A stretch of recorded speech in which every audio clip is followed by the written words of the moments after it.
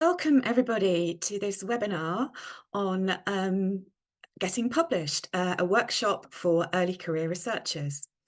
We're delighted to have you joining us, and my name's Jane Winters, and I'm Vice President Publications of the Royal Historical Society, and I'm going to be chairing things today. And I'm just going to start with a brief introduction to set up what we're going to cover and to introduce our speakers. We'll start the session and the programme today. Our speakers in this order are Professor Miri Rubin, who is Professor of Medieval and Early Modern History at Queen Mary University of London, who's going to be talking about publishing your first book. She'll be followed by Professor Elizabeth Hurren, who is the editor of the New Historical Perspectives series, which is published by the Royal Historical Society.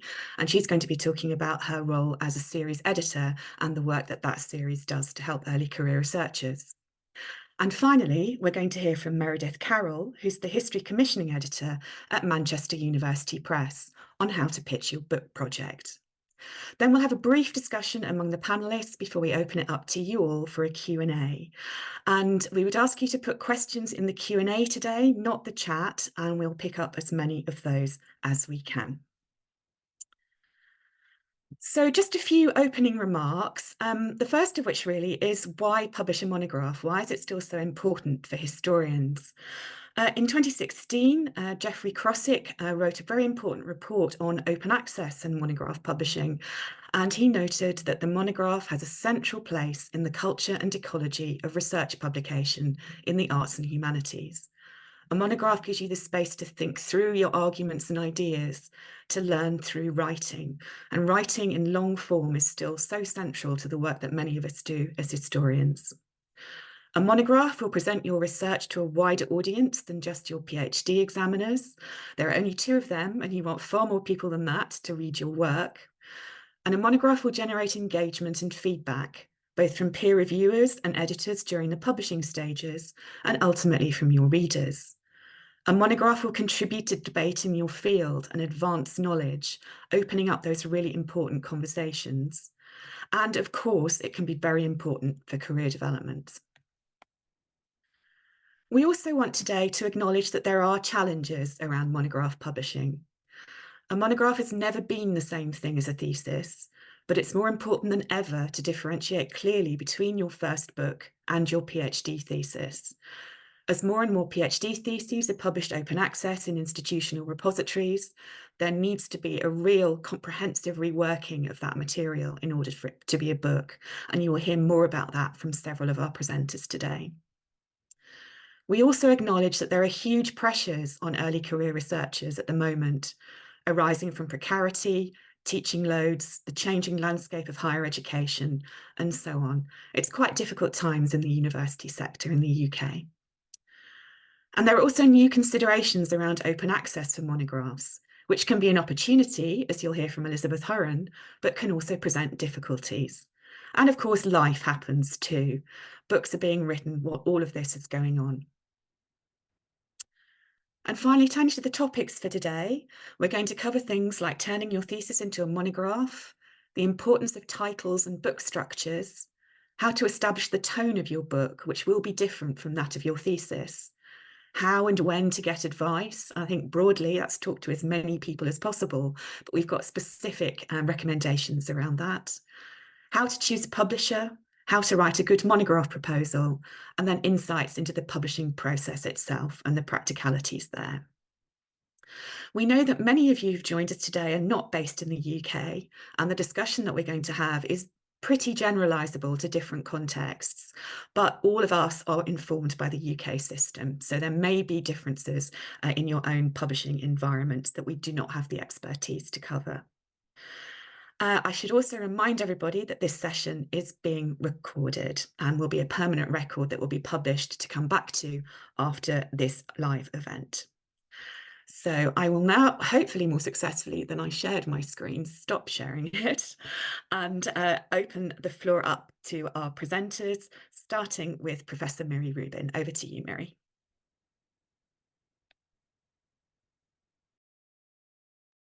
Thank you. Now I'm going to try and share mine. It was successful earlier, and I'm just going to try and do it now. Just Why will it not?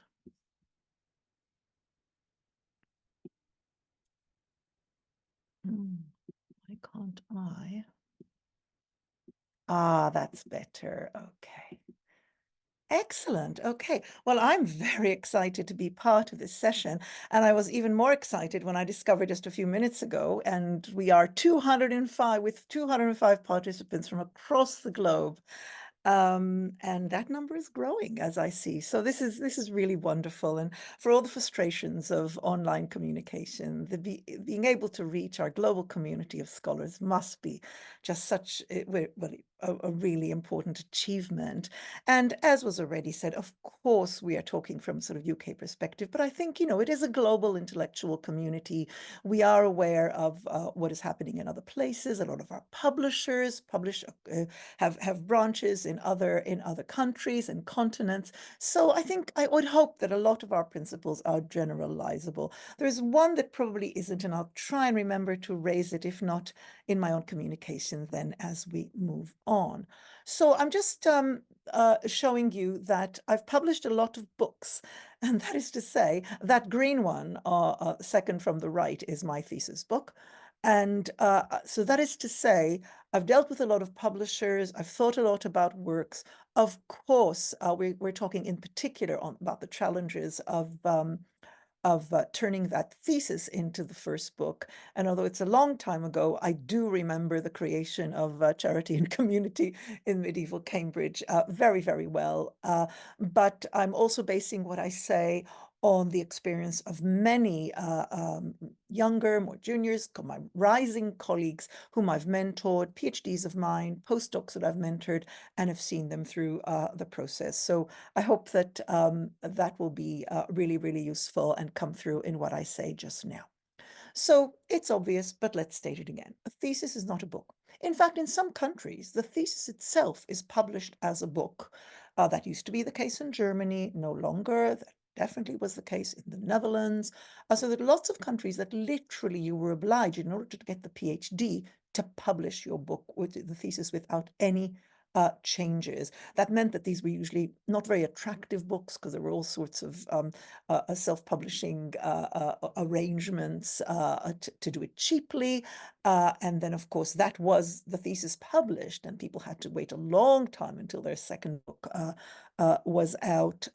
So that is not the case. What we're talking about here is truly that transformation of your thesis into a book. And I always think of the thesis and the examination, the successful examination is, you are now a doctor, you've joined the Guild of Historians, you can now be more ambitious. You've shown, and academia has acknowledged, that you can conduct independent research, and that's a really important acknowledgement. And from now on, you can be ambitious in new ways. Ambitious in new ways means that when you present your work in your first monograph, you can, and as you revise your work, you can get rid of some of those carefully placed and poured over words like hedging words, what I call, probably, possibly, suggesting. You can be bolder because, after all, you are a tremendous expert. And that also means the tone of really, really long footnotes in which you put every single thought and possible a qualification and perhaps even apology in order to qualify what you've said can also be attenuated. Well, in the UK, it's two really, really good scholars have read your work. They're impressed by it. They've helped endow you with the title of doctor, and therefore that tone can really change. And on the whole, it would also I'm asked to put my video on, so I'm going to do that.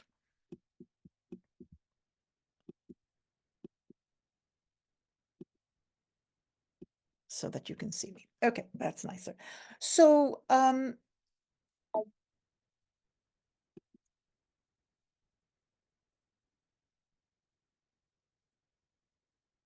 there we are. And that viva itself, the examination itself, also has given you new ideas, suggestions, run with them, even if they've passed the viva, that they've passed the thesis without a condition that you change it in any way, you know how much that conversation in your examination or in other countries and other forms of examination, how much they have helped you. Also, I always feel that the last few months of finishing a PhD mean that you don't read a lot of new work because simply you're concentrating on editing and proofreading and so on. So there's a wonderful way in which there's a whole lot of scholarship in your area or relevant or adjacent or interdisciplinarily relevant areas that you can go back to with excitement in order to lift up and leaven that sort of process of revision of your thesis into a book.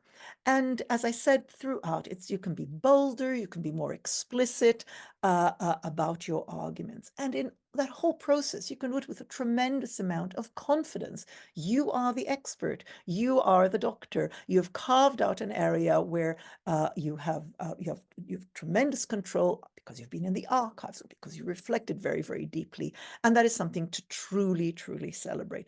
So, you've done most of the hard work, and now it's the sort of fun of turning the thesis into a book. Now, what to call the thing? Again, our titles for our theses are usually sort of extremely much longer than a title of a book would be, and they cover everything possible. Here, I have to say, you've just got to listen to your publisher. They know much better than we do what is effective, what sells, what is useful for searches. Online searches have totally transformed the considerations by which you choose a title for your book. You can be creative, but watch out. Alliteration is really, really out now. And remember, in a global world of scholarship, not everyone will get the point of a pun or an allusion. So take advice. You can still find a really great and memorable title. I also quite like books that have a sort of inner coherence to them. And of course, you've thought hard about how to structure your book, but there's this inner coherence of shape. I mean, does it help to think of your book as a diptych, as having two really before and after, or other types of divisions into two? Maybe a triptych as well. Divisions into three are at the basis of a lot of rhetorical presentation in general. Befores and afters, comparisons, chunks of a period. Think about that layout. I, on the whole, find it more attractive to think of a book as in three parts, where that's already the first step of being introduced to the book, than, say, 12 chapters, one after the other, that are not differentiated. I would, on the whole, say that I would prefer a book to have fewer chapters to it, and then, of course, be really creative and vigilant as you use subtitles within each one, subchapters within each one of those chapters. Okay, there's another interesting method I once used in one of my books, which is to interject. That is, as you go along with your, I don't know, 8 chapters and 2 sections, to do maybe a sort of interjection at some point, which introduces a mode of reflection that's very different from that which you're developing in the chapters, as it were, introducing maybe a different point of view. When it comes to voice, that can be quite interesting. If you're worried about a voice that is not there, cannot fully be realized, you may put that reflection at some point. I call it an interjection in mid-flow, or maybe not exactly mid, but that's also an interesting way of structuring your book and making an intervention. And of course, as the ancient rhetoricians taught us, the introduction sets the tone. It's the first thing that people read. It really introduces you as a thinker. And I know that nowadays people sometimes just pull out a chapter from an ebook and read only that without the introduction. But we are thinking about that complete monograph that Jane has just described. And it's a very interesting place, the introduction. Everything happens in the introduction.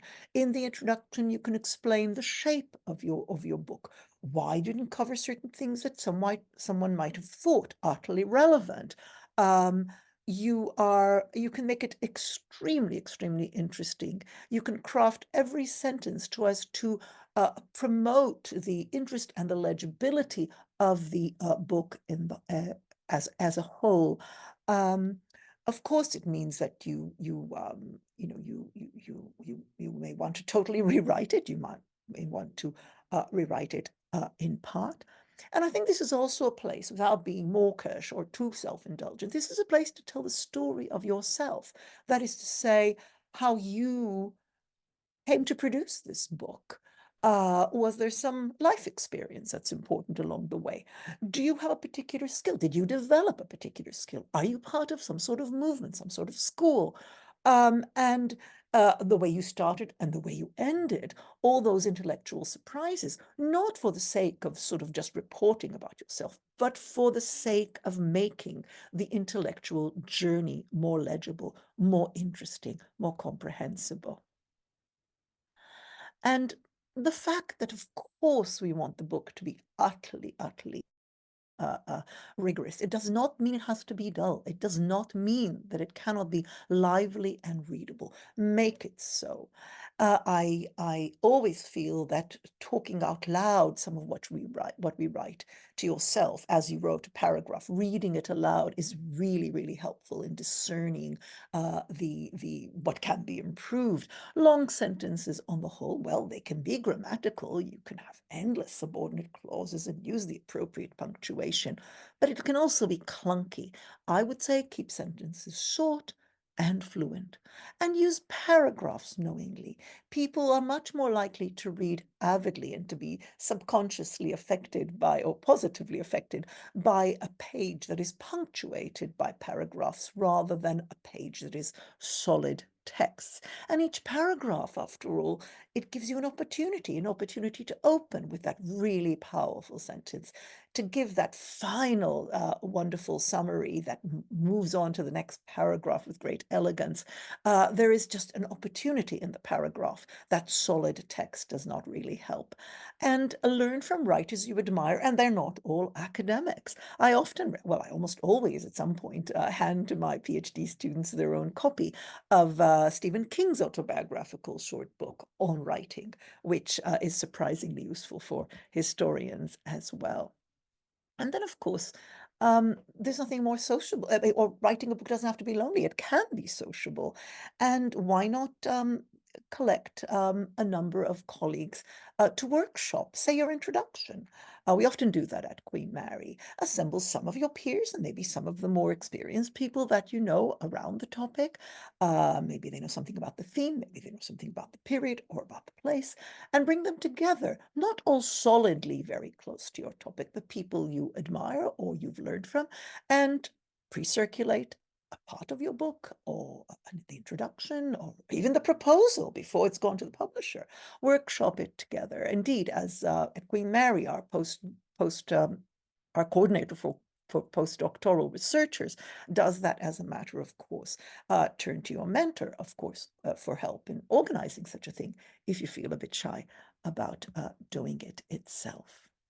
And of course, whatever your subject, be it the loftiest intellectual history to obviously the sort of social or economic history, we all, in fact, work with material objects and we analyze them closely. And images form the worlds of the people we are studying as well as our own. Think about sharing images with the reader that can be helpful, that can be embedded, and not just as sort of some form of decoration or just in the case of your book cover. Of course, the number of images has to be negotiated with publishers. There is a cost involved. There are all sorts of issues. Always be sure that they are carefully chosen, that they aren't obvious. If you're writing about the peasantry, it's not yet again some picture from Bruegel, but rather something that informs materially whatever the discussion that you've developed in Word has been, and that it's of high quality, that it's appropriately sized, that it's situated close to the relevant discussion and thus helps the reader along. So these are a lot of sort of practical recommendations. I hope they've been of some help. I'm happy to expand them in questions and answers. And now moving on. Thank you for listening. Wonderful. Thank you very much for that great overview, Miri. And I have to say, I was not expecting Stephen King to be name checked this afternoon. That sounds like a book to go away and read. So we're now going to turn to Professor Elizabeth Hurren, who is, as I mentioned, is the series editor for New Historical Perspectives, which is an early career researcher series. And Elizabeth is going to talk about how that works and picking up some of the themes that Miri has mentioned as well. So over to you, Elizabeth.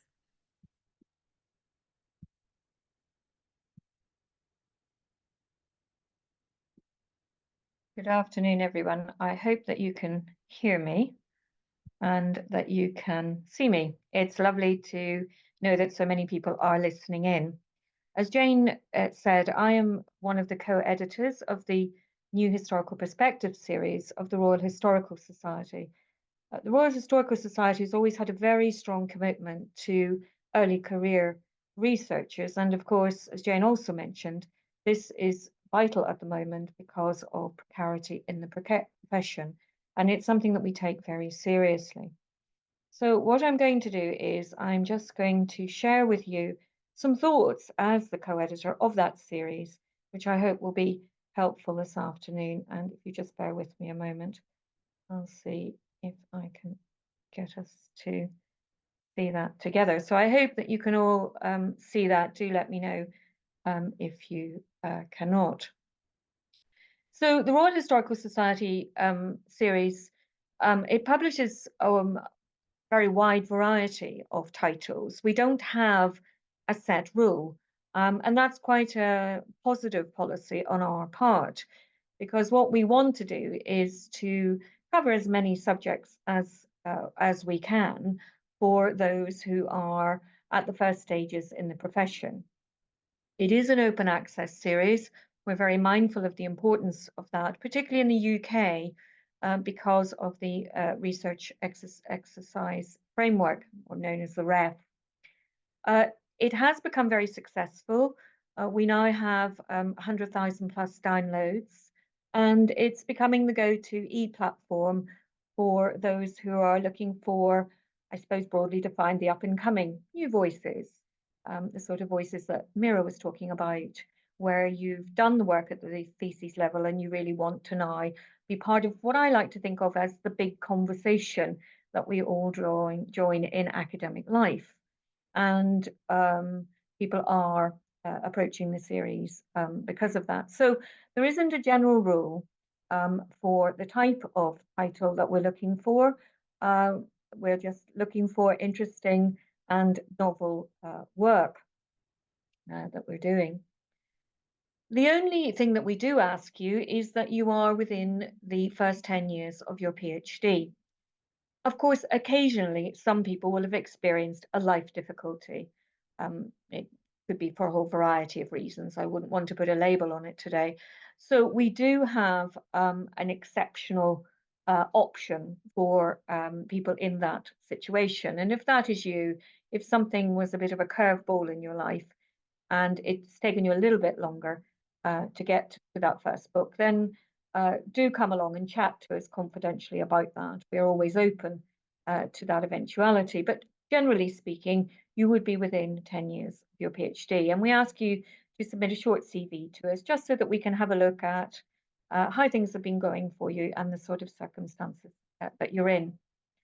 All of this is information that you can provide, is provided for you on our New Historical Perspectives series website, and there are lots and lots of links there. Our series is produced by the University of London Press, and again, there are lots of links there for you to have a look at. I have to say the press is enormously supportive. It's a very facilitating relationship that we have with them. We work very closely with the team at the press through the whole process, actually. We're the sort of publisher that wants to mentor you and to make sure that it's a very positive experience. And often you'll get emails from both the editors and sometimes the press themselves to try and assist you. We recognise that when you are a first-time author, you have more questions that you need to ask and things that you need to understand. Now, Mira talked about the title, and for us in our series, we always say that the title of a book is the book's big ambassador. One helpful way, I think, of thinking of your title is to think about how someone might Google you. What do you need to encapsulate in the title that Google would actually pick up on? So your title needs to grasp the heart of the book. It needs to be concise. It needs to be digitally apt. And it needs to be unique, because you need to have your own selling point to your audience. So I would say to you, try out a few titles with some friends and family. Ask them, does that work for you? Is it the sort of title that you would pick out from the shelf in a bookshop? But also, if you were Googling around, would you pick that particular link? And I think it's worth doing a little bit of research on that for yourself. So a well-crafted title, I'd say, is more than just a label. It needs to convey the fundamental topic that you're doing, the emotion of the book. Why would it emotionally appeal to someone, perhaps? Its unique, as it were, selling features. If you can make it a condensed version of the book, that's really very helpful. What the reader really wants is to enter a new world of words. And it's that world of words you need to convey to your audience. Many of you that are listening in will read widely, probably mark lots of undergraduate student work, be very, very busy people. So think also about yourself. If you were searching for something, what would you need to encapsulate that title? I often go into a bookshop and I sort of scan some titles, or if I'm looking online, I'll look online at digital platforms and I'll sort of scan what sort of grasps my interest. So again, that's where I think that the big sort of ambassador role, if you like, of the title actually comes in. Now, Miri has also talked about transforming the thesis. For us, we ask you to think about the beginning of your book as really the front porch to your book. As editors, we often call it writing the front porch. Why do we call it that? Well, if you were moving to a new flat or a new house, a new town or a new city, and you were searching online, you would never move to somewhere that didn't have a decent front porch. Quite often you'll look at the image of something, or you might do a drive-by and you think, oh no, I'm not living there. Well, the book is exactly the same. It needs that entrance, that very engaging, erudite entrance to your book that tells the reader quite quickly why the book actually matters. Again, academics are often busy and we do a lot of reading. I tend to read the first page of a book, whether it's in hard copy or digital format. And quite often it's that first page that I'm looking to see if it's going to grab me. I do, particularly if I'm reading for leisure, because I want a good hook as a reader. So think about that sort of process. Try to be that reader when you're thinking about your front porch. When you submit the proposal to us, we have a standard proposal form that is online. But when you start to write this, think about how you want to build a platform audience, because that's what you're doing with a book. This is the beginning of your writing career, and you want to excite that platform audience. And also, maybe over several books in your career, you want to actually bring those people with you. You want to be the go-to author on your particular subject matter.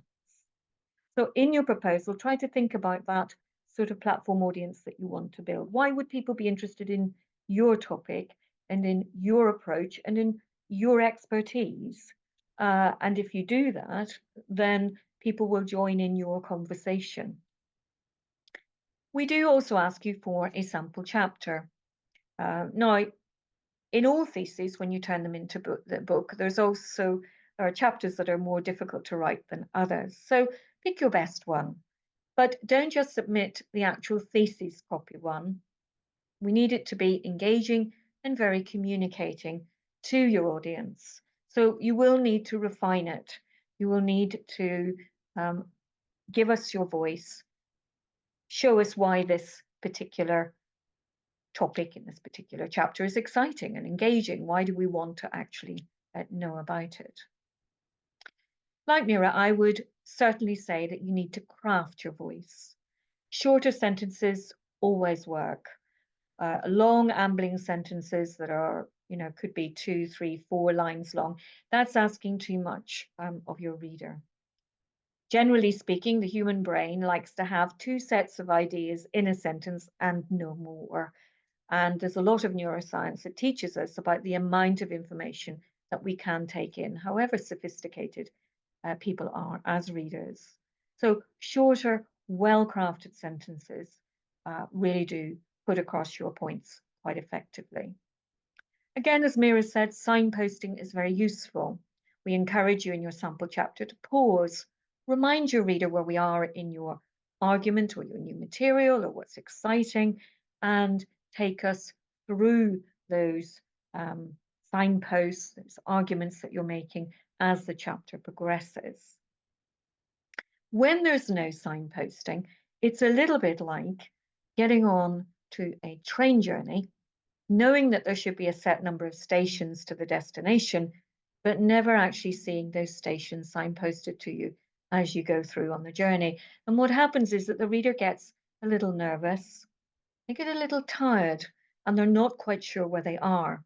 So you don't want to lose your reader through the sample chapter, and that's why signposting is so important. You probably did some of this in the thesis itself, but you can now be a little bit more sophisticated about it and the way that you choose to pause in the sample chapter. So overall, these are the elements that will transform the thesis for you into the sort of shape that you can submit to us as editors. Now, in the proposal itself, we're looking for what we call the 3 W's. Why does your topic or your book matter? What is new about what you're about to do? And which contribution are you going to make?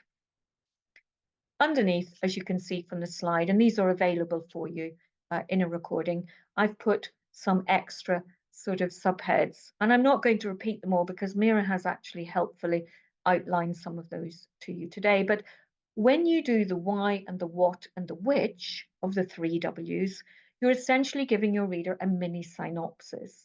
And this is what the reader is looking for. It's also what publishers are looking for, because they really need to assess what is significant, what is your voice, how are you making a difference to what you are about to write about.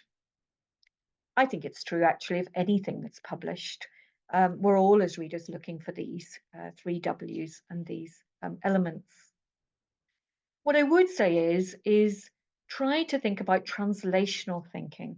Try to tell your reader how you're doing something that's different, how you're advancing knowledge, how you are doing something that's exciting on your particular topic area. Remember also to look for human hooks. Perhaps you can illustrate this with human stories or case studies or pauses that will actually illuminate for the reader a particular way that the way that you're thinking or the way that you've researched can be quite exciting. In other words, you're inspiring your reader to essentially read on. And of course, that's absolutely vital when you're doing a new book.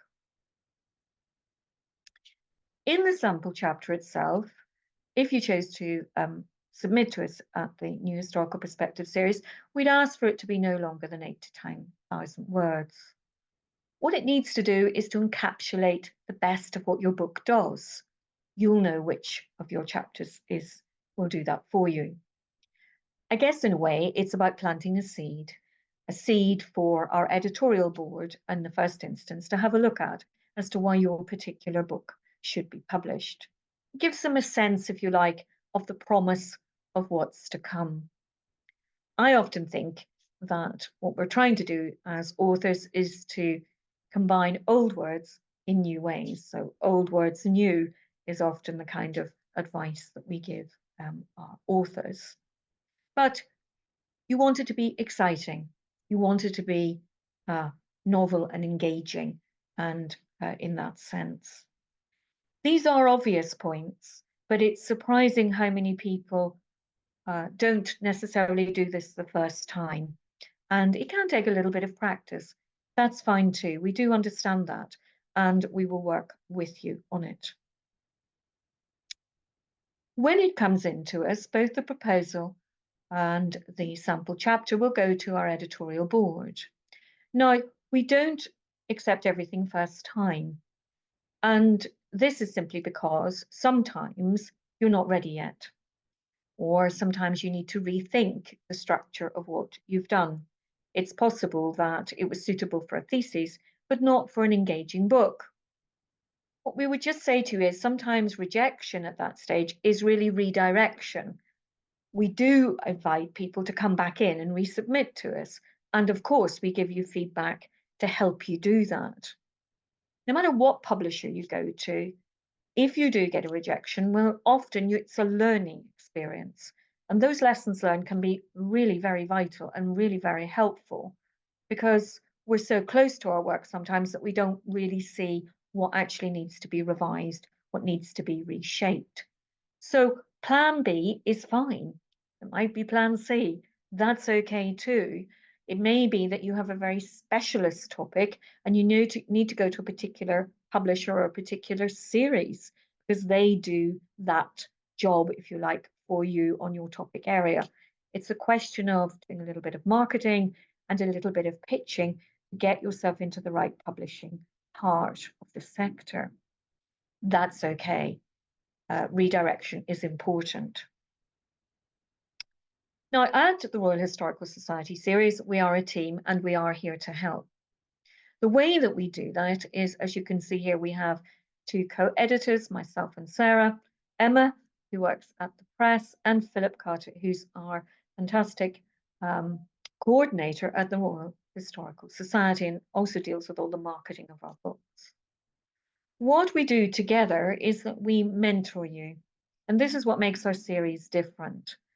We understand that new authors have more questions, will need a little bit more advice. So we put your proposal to the editorial board.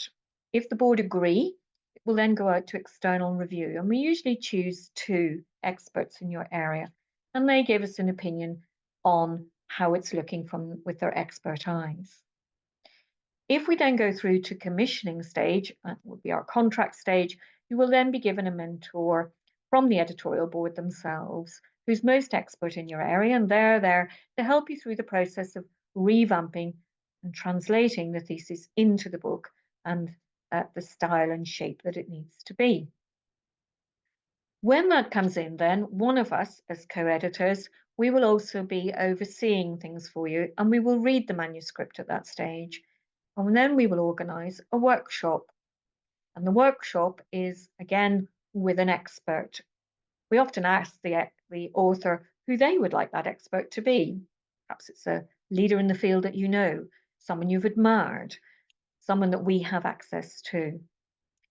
They will then read the manuscript, as will perhaps myself as co-editor, and we will meet together face to face, and we will have a workshop on your manuscript. And what this is really about is an extra step to make sure it is in the best shape possible for you. Because this book, especially your first book, this is going to be the foundation of your career for the rest of your life. Whether you stay in academic life or not, you will be known for that. And we want it to be the best of what you can be, especially once it's out there in the digital world, where it will take on a life of its own, as things do on the internet these days. So it's your window on the world, and we want it to be the best.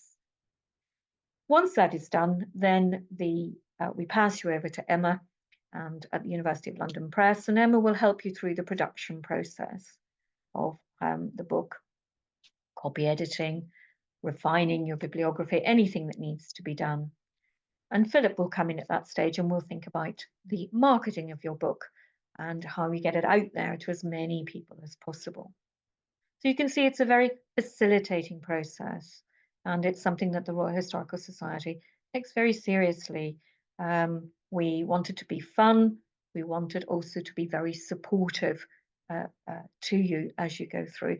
And above all, that you don't feel anxious or unsure and unable to ask questions. And I suppose that's what makes our series a little bit different.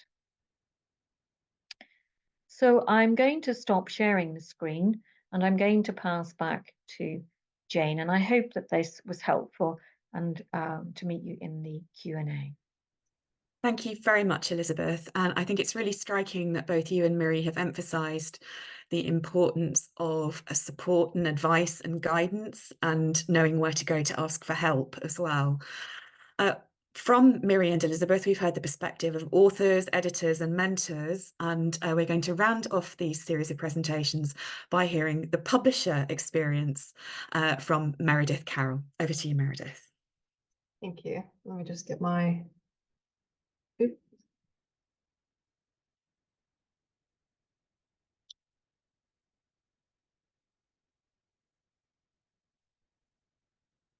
Okay, I hope that's sharing. Okay, so thank you very much for having me. It's a pleasure to speak to you. Just say I'm the Senior Commission Editor at MUP for Modern History. I just want to start with just quick words about MUP. So we're located in Manchester. We're part of the University of Manchester. We were founded in 1903, and we publish about 200 books a year. And we publish across the humanities and social sciences. Most relevant for this group is our history list, but we also publish in literature, theater, film, in sociology, politics, and law. So Miri and Elizabeth have talked a lot about the process of developing your thesis into a book. So I'm going to jump to a later stage, kind of once you've already got that idea of the book, different from the thesis, it's been reframed, it's been reconceptualized, and you're ready to start thinking about approaching a publisher. So I'm going to talk about putting that proposal together and pitching. So first of all, you'll need to think about who do you want to publish with. So you'll need to think about who publishes the good books in your field. Which books did you read during your thesis research? Is there a particular book series that you might want to publish in? Elizabeth has talked about the RHS one. There might be more kind of subject specialized one. So for example, we published the Studies in Imperialism series, and that might be a very relevant series for you. And also with series, you may really want to work with the series editor. You may want your book to sit alongside the other books that have been published in that series. It's also useful to think about what a publisher provides in terms of the editorial support, the marketing support. And you can find this out by talking to your colleagues, finding out what their experience was with other publishers. Think about the market. Think about what is the main market that the publisher works within? Are they global, or are they maybe more of a regional specialized publisher? And that might be very relevant to your project. So I definitely wouldn't say that a more regional focused publisher is not as significant. So really think about the audience that you want your book to reach and which is the best publisher to reach that audience. It's also useful to think about the publishing models and the kind of what prices do publishers use for their books. Unless it's an open access publisher, most scholarly academic publishers start pricing, they do a hardback first with a higher price, and they targeted at the library market to start, and then they'll often come out with a lower priced paperback later on. I would also say be realistic. Most theses projects will be an academic monograph. They won't be a trade book that you will see in the front window of Waterstones. So think about academic publishers probably for your project. Not approaching Penguin, for example. If you have any questions, email an editor. That is what we're here for. I really enjoy talking to authors. You can approach me over email. We can have a chat online, or we can have a chat at a conference if you want to set up a meeting beforehand. That's or just come by and have a chat at the stall. If you have any of these questions that you want to kind of figure out who is the best fit, because you want to find an editor at a press who really understands your project, who really gets what you're doing, and you want to find a publisher that is a good fit for your project. So like I said, just have lots of conversations with colleagues and with other, with editors across presses. If you have any questions about the proposal process, there will often be a page online that will explain the process, and there'll usually be forms you can download. Also, I would say really submit to only one publisher at a time. We put a lot of effort into working with you, developing a project, giving you feedback. Elizabeth talked about there will often be these stages of, maybe when you first send your proposal in, there might be some feedback to, suggest some revisions before peer review. So we put a lot of effort in, as well as series editors and peer reviewers. So we like to know that once we put that effort in, that you are committed to publishing with us. So what do you send? So there will be a proposal document, and I'll go into a bit more detail about what that looked like in a moment. And Elizabeth has talked about that a bit as well. Alongside that, there will be the kind of chapter abstracts. I would say it's usually good to be about a half a page to 1 page each. And that's really useful for us to kind of see, how, like the kind of narrative arc of the book, how each chapter fits together to kind of form that overall argument that you're making in your book. It's useful to talk about in those abstracts, what, not just the core content of it, but, it's useful for us to see, what sources are you going to be using in each chapter? What is the main argument of the chapter? So really go into detail for us to get a really good sense of the book. It's useful for us to see what other publications you have. So articles or book chapters, they could be published or under review. There'll always be some kind of sample material. So at MUP, we like to see 2 sample chapters, usually the introduction, and also one of the other main chapters. Elizabeth talked about, some of the reasons and things to think about when choosing a good sample chapter. And I would agree with everything she said. It's good for us to see a good sense of your writing style. It's good to see kind of your analysis, how you are now analyzing the sources and how you are constructing your arguments. So yeah, I would choose kind of the one that best represents your book. And the introduction, as already been talked about, is a really good showcase for your book and will really tell us how you're framing the book. So that's useful to see. Other publishers will ask for the full manuscript as opposed to just sample chapters. And that's actually also something to think about when you are choosing your publisher. You might have a bit of a time limit. You might want to see, the book, you might want to get a contract more quickly. So if that is important to you, that's also something to think about when choosing a publisher in terms of what they look for at proposal stage. So what does a proposal look like? I would say most publishers have a very similar format. They'll be looking for similar things. We like to start our proposal with what we call a catalog pitch.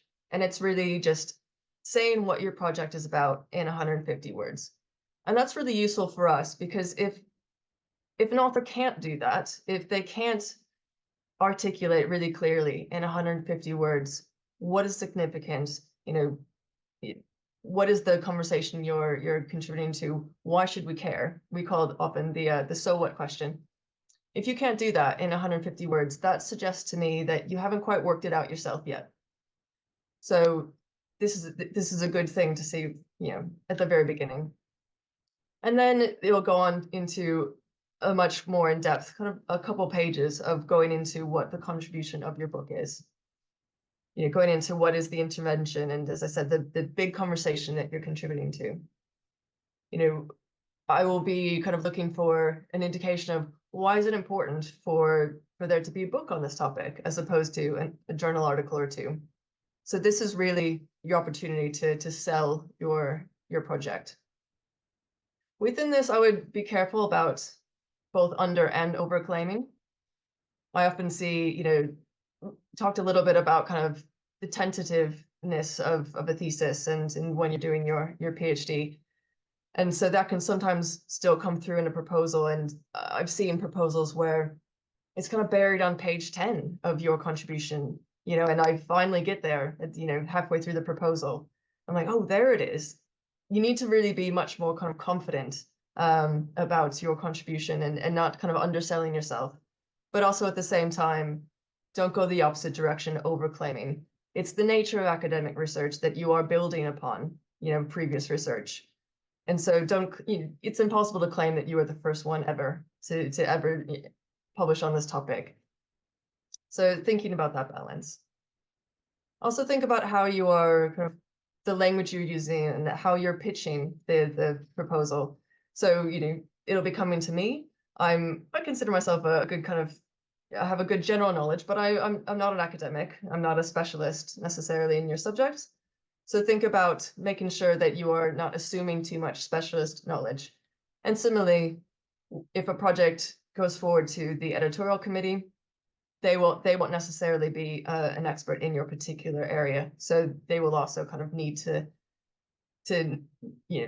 have a little bit more context. Similar to this, I would make sure to avoid jargon, both in the proposal and in the book itself. Accessible writing is to be encouraged. It doesn't mean that you are dumbing down your research. It means that you're opening up to a wider audience.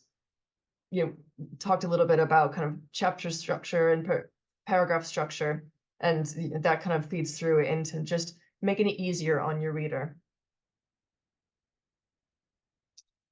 So thinking a little bit more about framing your project, I think, we've already heard a lot about how to kind of really articulate the contribution and the intervention you're making.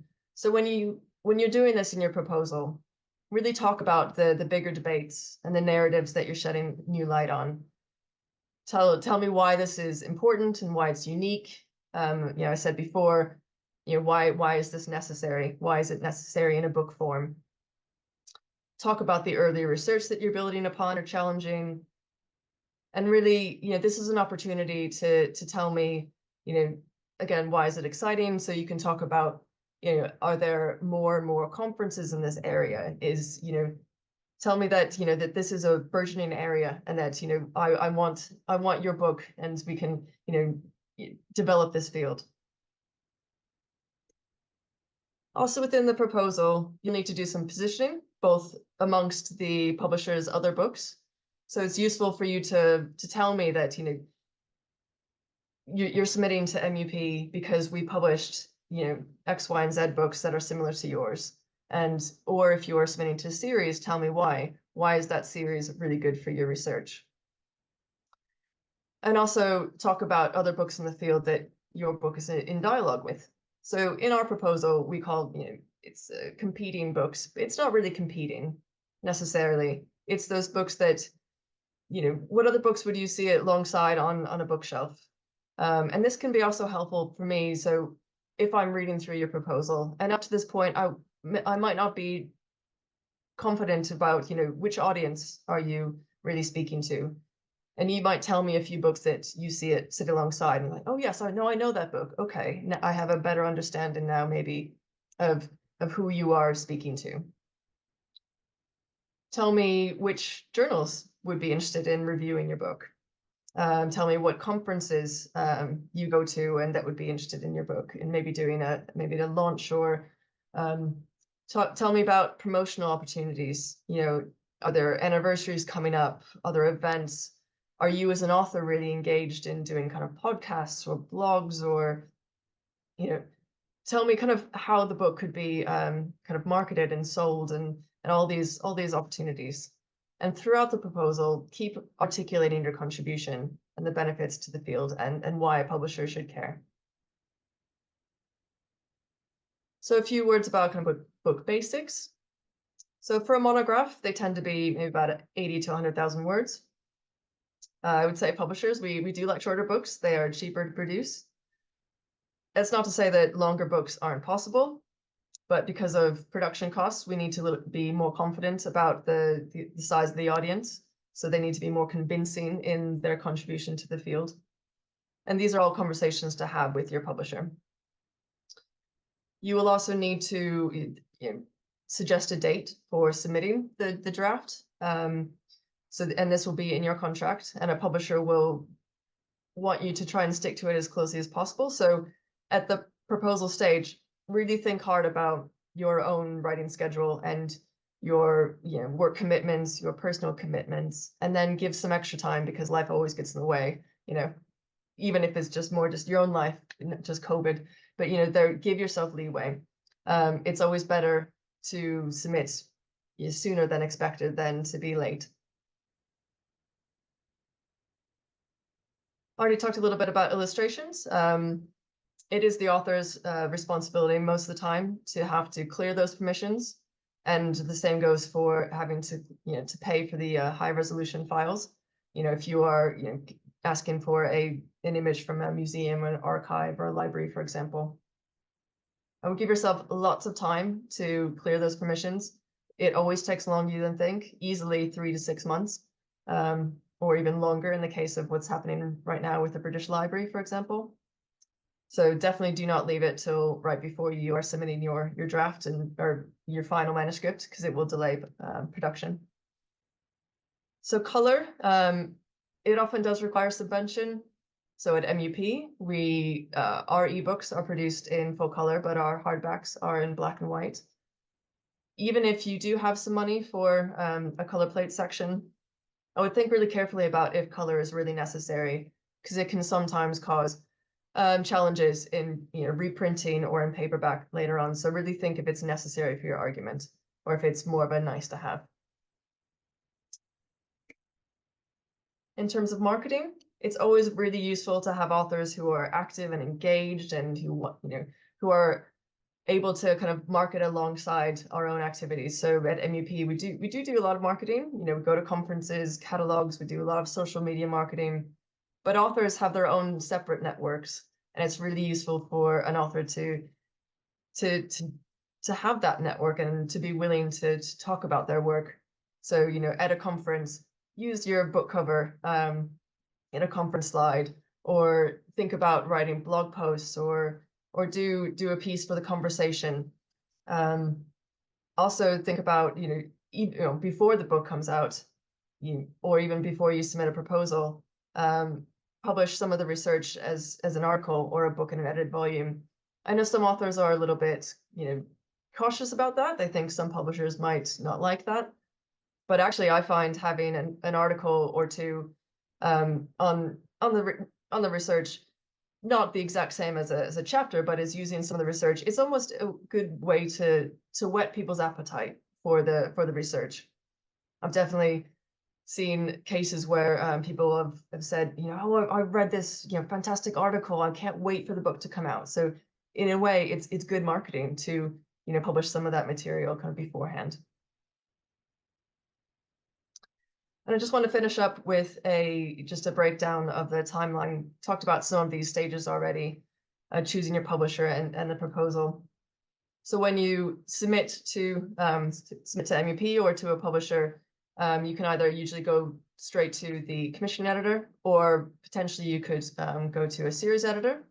And as Elizabeth talked about, there will often be kind of a period of, maybe a first stage of feedback, and me and the series editor might think that it's a really great idea, but still need some development.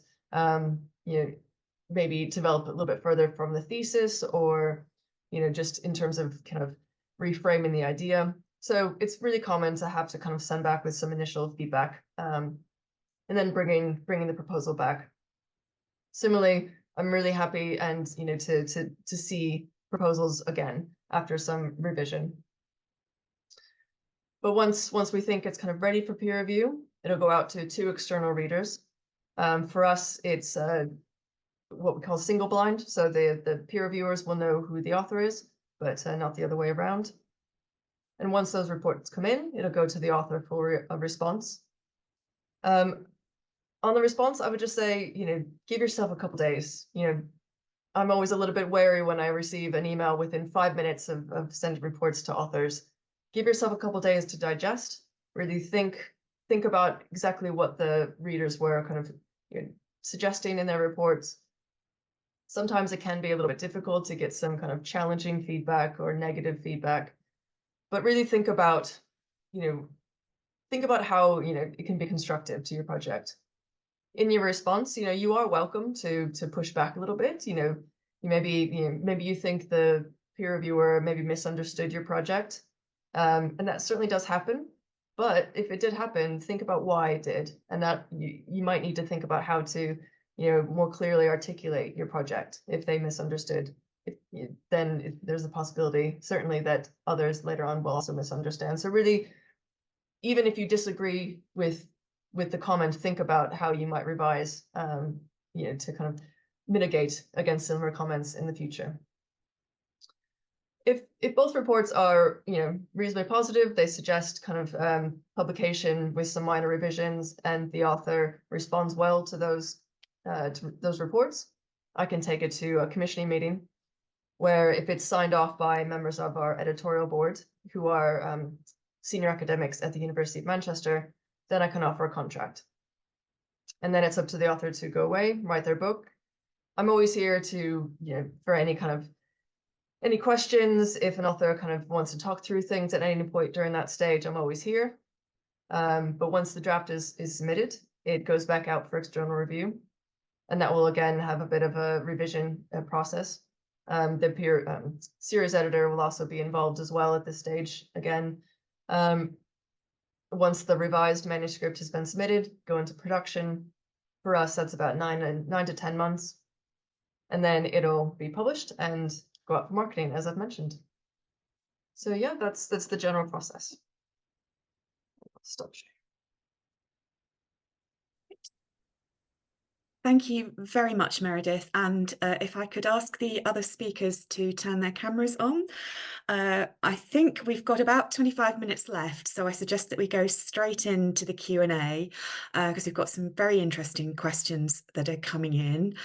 I think we probably won't be able to get through all of them in 25 minutes, but there will be Could you enable the camera, please? It says that my video is disabled by the organizer. Well, hopefully that can happen in the background, Miri. But any questions that we don't get to today, we will be sure to pick up in follow-ups to this event. So the first question is from Rachel, who says, my PhD is open access due to my funder's requirements. Brilliant, we can see you now, Miri, great. How different does the book need to be from the thesis for it to be publishable in this context? And we've touched on this, but I think it would be great to get a clearer sense of quite how radically you have to change your thesis. I don't know who wants to take that one first. Miri. I think I answered that actually in the chat, but it seems to me that whatever the vehicle of publication and whoever the publisher, ultimately the principles that we delineated here, and I was really surprised to see not surprised, I'm reassured to see how many of us agreed about clarity, about presentation, about voice. All these, I think, would apply. You would want your book to be the best it can be, even if it's the route of publication is a particular one, funded in a particular way. Some people asked about open access or not, whether the fact that it's open access should affect the style. That is one of the questions lower down. And I think that we want to start from some sort of ideal form of communication of your research, which we've tried to delineate here. And if there are certain adjustments that have to be done technically, I would say you want it to be the best book possible. Very different from what I described earlier that prevailed in several countries on the continent until fairly recently, which is just literally the thesis, going out there, going out quickly, entering your CV quickly in the undigested form of the thesis. Thank you. Meredith, I suspect you have a view on this as a publisher.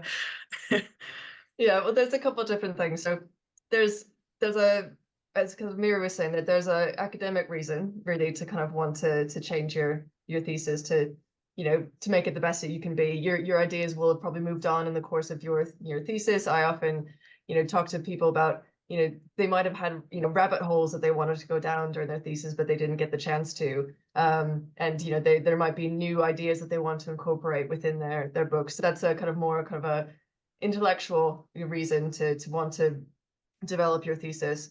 I think from a publisher's point of view, there is also the kind of the saleability point of it.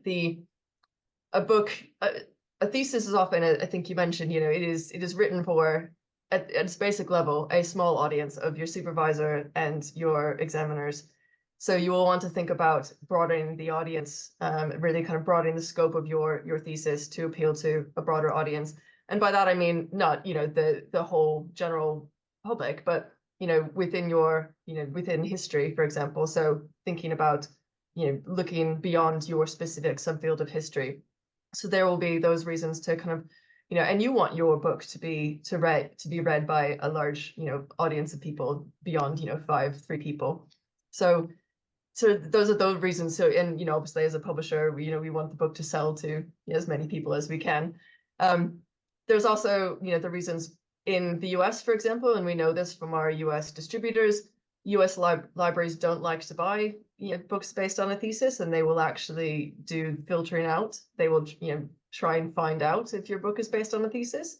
And so it might, you know, actually prevent your book being bought if it's kind of too close to the thesis. So there are those reasons to really think about kind of wanting to expand it.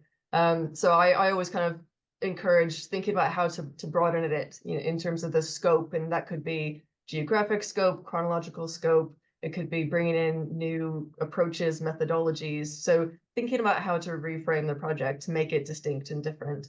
On the point about open access and availability, if at all possible, it's great if you can try to get an embargo on the thesis being available. Because even if you do all this work to develop it, which we certainly encourage, it's still best, you know, you want people, if they're searching for your name and some of the keywords, you want them to arrive at the book and not the thesis, at least, you know, for a period of time after the book is out. So talk to your library and your funder if they would be open to putting a limited time embargo on it being available, and that can be helpful in terms of being able to sell the book as well. Great. Liz, did you want to add anything? Yes, I mean, when I'm often asked that, I always say to someone, why would you not want to amend it? Writing is a craft, and we are a creative community of people. And I think we often don't talk about that in academic life. We're so busy filling in forms, writing scripts, that we need to talk more about our creativity. And we are creative people and individuals. And so I'm always very wary when any writer says to me, oh no, I'm writing magnificently. And I think, oh really? Because writing is a craft and you can get better at it always. And always you will be better in a month from where you are today. And if you're not, then you're not being creative enough, actually. The more that you do, the better we get, the more creative the sentences, the communication. So I would say to any author, embrace that creativity that is you, and learn the craft of it, enjoy the craft of it. Because there's nothing more wonderful than writing something and someone emailing you, as happened actually during COVID. I remember having a wonderful email from someone in New York saying, I read your book, I'm stuck in New York, and I've just used it and it's great. And I thought, wow, that's so lovely to know, because that's why I sat at the desk crafting. So be that creative person, and work with your work, and it will be less dry each time. It will, I think, really appeal more to your reader, and it will feel alive because you're keeping it alive, if that makes sense. So that would be my reply, actually, as a writer. It's something I really am passionate about, actually. Yeah. Great, thank you, Liz. Lots of appreciation from that answer, judging from my screen. So, and we've got some practical questions as well that we might pick up next. So, first, what are the common mistakes that new authors make when approaching publishers? You touched on some of them, Meredith, but I guess this is also true for series editors, because depending on how a series is set up, the series editor might be the first point of contact rather than the publisher. So, what are the common mistakes that new authors might make? Liz. Yeah, I was going to just come back in there. I think one of the most common ones is that you're not ready yet. You've maybe had very little time to put something together. Of course, if you're working in precarity at the moment, you're overstretched. And the truth is, you felt it up against it. You had a research director that was on your back and said, have you done it yet? And the thing is, it hasn't really come in the right shape. And I think, you know, you need to try it out on a few people first and just make sure that it is communicating what you think. Because often that might be a mistake. If you come to a series like ours, we'll work with you. A bigger series, if you were to go for a Yale or somewhere like that, they'll just reject you because they don't have the time and they have a lot of people coming in. And it is quite competitive to get into some of those really, really big series if that matters for you. So it depends where you're pitching it, which is what Meredith said. But take the time, be ready, have it polished. I know it sounds obvious, but it doesn't look great if it comes in with spelling mistakes. And very occasionally we do see that, and inevitably someone's pushed for time. So it needs to be really polished, is what I would say. That's the most classic mistake that we see, really. Great, thank you. Does anybody else want to come in on that question? No? Okay, I think that was a great answer. Another practical question, is it okay if the sample chapter that you submit has been published as an article, or should you submit a new unpublished chapter?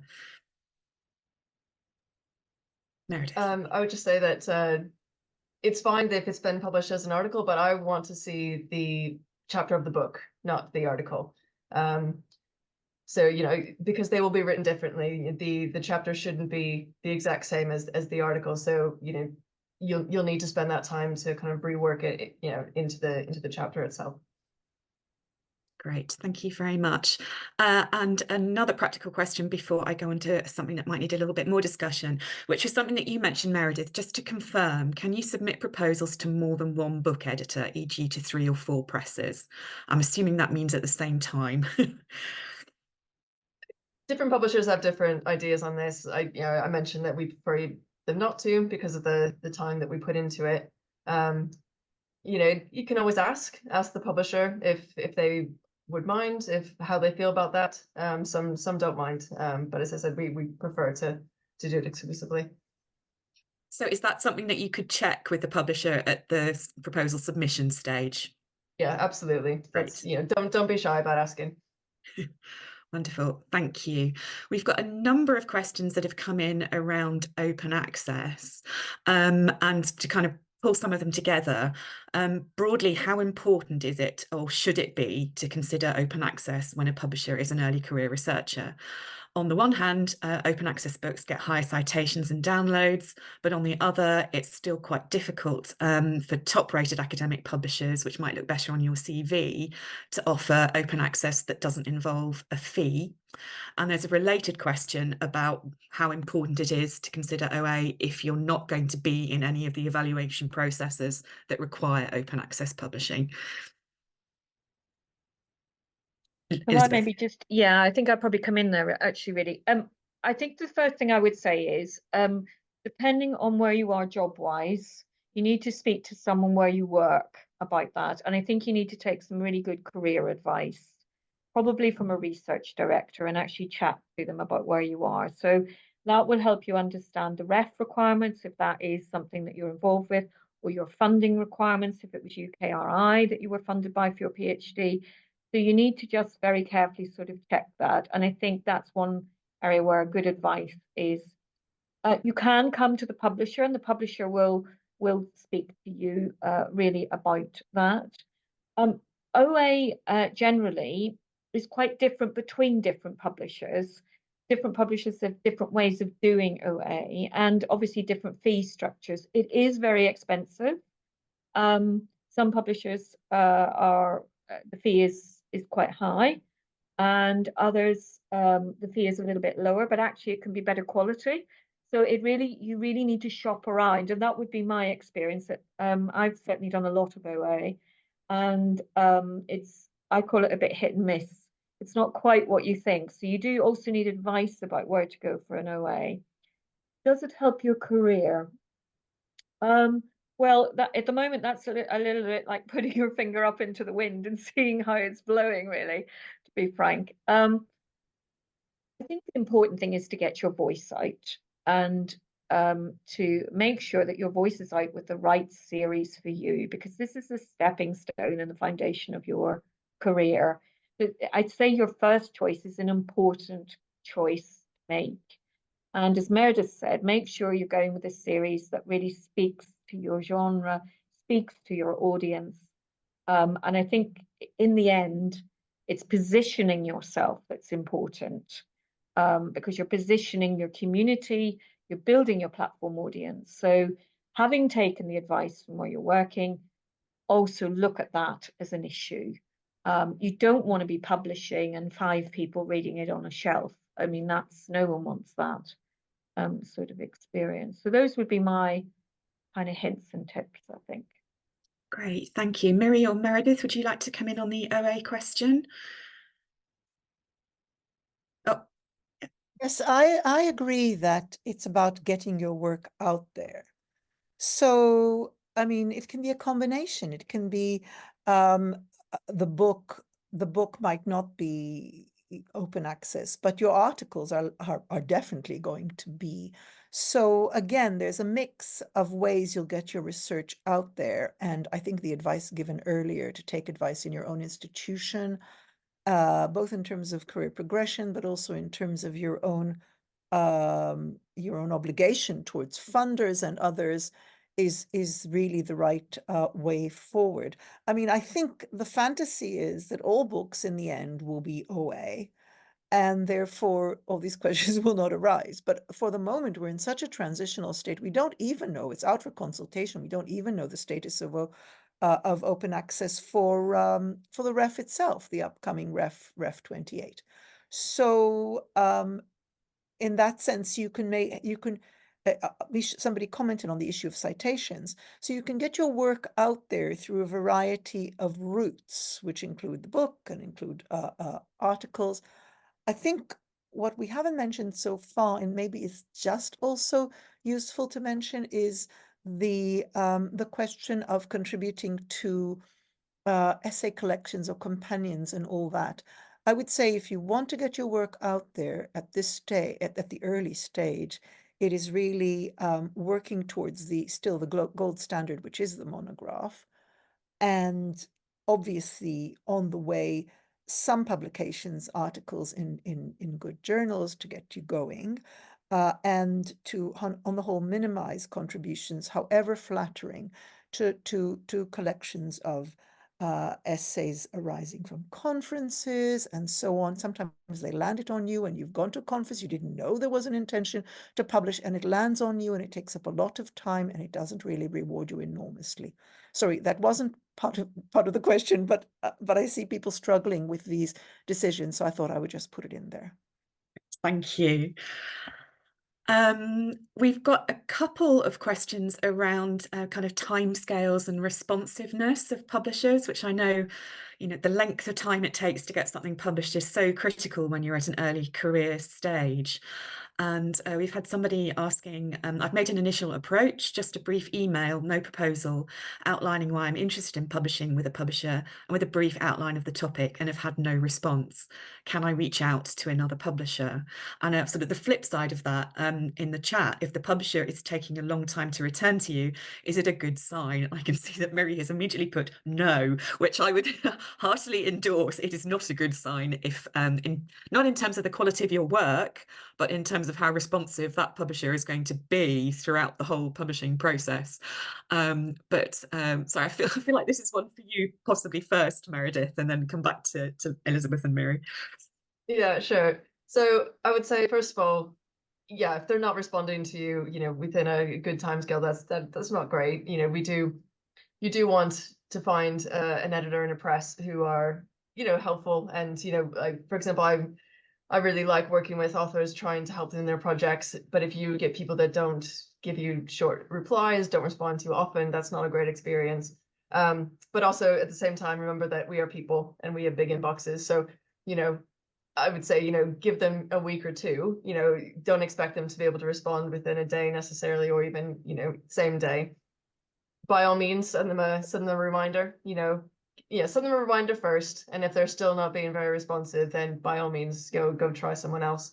So yeah, because we may be yeah, I'm about to start, for example, heavy conference season. I'm going to be going to 4 different conferences in July, and so so there might be some reasons. So so we're humans, but also at the same time, definitely you want to find someone that is responsive and helpful. I think there's did you say a question on peer review? Is that a question or? No, but if you'd like to take peer review, no. I think that point about it's absolutely fine to give a little nudge if you haven't heard back is great, because it can feel as though you don't want to look as though you're bothering them, because that might affect the process negatively. But as you say, busy people sometimes need a nudge because it's very easy to overlook things. So I think that's a really important point. We've had a couple of questions around publishing inter and transdisciplinary research, kind of 2 sides of it, really. One is around how you avoid your book being reduced to a subset of the potential audience by focusing on only one area. How can you avoid that? And the other side of that question was somebody who has found themselves being encouraged to do precisely that, so that the book will fit within a series or with a particular publisher. And I wonder, I know, Miri, you've been answering some of this in the Q&A as well, but what the 3 of you would advise for somebody whose work is sort of profoundly inter or transdisciplinary, and how they can go about placing that effectively. Let me just start by saying that I think that most of the best work is interdisciplinary. It's not so unusual. And also, I mean, just to be doing a little bit of history from a different direction, that's not interdisciplinary as such, really. Interdisciplinary, if you're, say, using insights, I don't know, from literary theory, from anthropology, from social psychology, all of which people are doing, so then that can be part of the story in the introduction. And you explain how you came about, why you decided to skill yourself so as to be able to introduce these particular disciplines into your work, what it afforded. And then, of course, the duty is on you, first of all, to sort of demonstrate that it makes a difference, that it really has taken you to places you might not have reached without that, but also to introduce your reader effectively to the terms, to the assumptions. I have a PhD student now who's working with actor network theory very, very deeply, and always emphasizing, to introduce, to explain the terminology, and therefore to actually educate the reader and expand, therefore, the tools that historians can use thanks to you. So it can be, I mean, it's intellectually exacting. And of course, what it means is, I mean, no disrespect, it happens to us all, that it does mean that you actually have to understand what you're doing really, really well in order to do that effectively. So all interdisciplinary work requires a sort of intellectual commitment, but I do think that the affordances are many. And that is exactly the sort of thing that can go interestingly into a compelling introduction, but of course has to be followed through throughout the thesis.